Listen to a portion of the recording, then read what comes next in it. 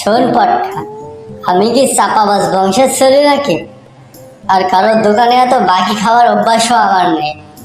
সে আমলে আমার দাদারা এরকম দোকানে বসলে এরকম 3-4টে দোকান একবারে খাই ফেলতো, যা খাওয়ার জিনিস থাকতে।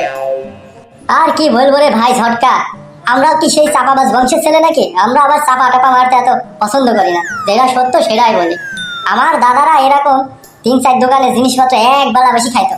আমরা আবার কোনো দোকানে বাকি টাকি খাওয়ার অভ্যাস নাই, বুঝছিস? খালি কি তাই নাকি? সে তো সকালে নাস্তা স্বরূপ এরকম 3-4 দোকানের জিনিস খাইতো। আর সকালবেলায় প্রতিদিন আমার দাদা বাড়িতে 500 রুটি খাইতো আর 10 কেজি গরুর মাংস। আরে তোর দাদা 500 রুটি খাইতো 10 কেজি গরুর মাংস দিয়ে?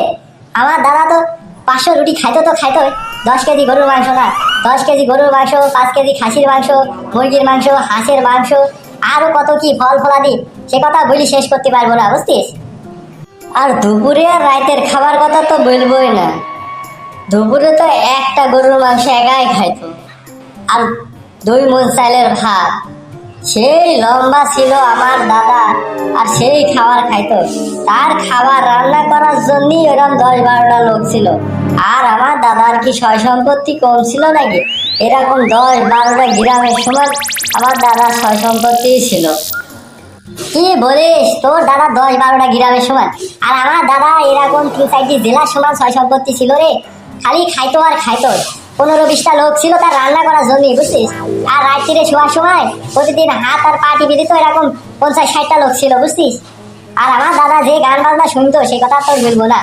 যত দেশের সুন্দরী সুন্দরী মায়া মানুষ আছে সব আমার দাদার গান নাচ শোনাইতো, বুঝছিস? ভাই পটকা, অনেকই তো চাপা মারলাম, এতে কি দোকানদারের মন গলবি না? আমাদের চাকি আজকে বাকি খাওয়াবি না? আরে ভাই ঝটকা, এই দোকানদারের মন বহুত বড় পাশার। আমরা যতই চাপা মারি এর মন গলবে কিনা সন্দেহ। ঠিক আছে, তুই বল দেখি চা দেয় কিনা। না রে ভাই ঝটকা, তুই বল। তুই তো ছাড়া সবসময় ঝামেলায় আমাকেই ফেলাতে চাস। কখন তুই ঝামেলা পোহাস বল?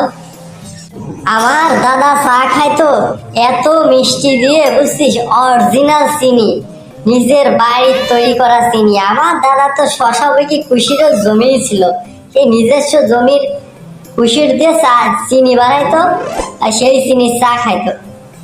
তোর দাদা তো চা খাইতো, আর আমার দাদা সেই ইংল্যান্ড থেকে কফি লয়ে আসতো, কফি, সেই কফি খাইতো, বুঝছিস?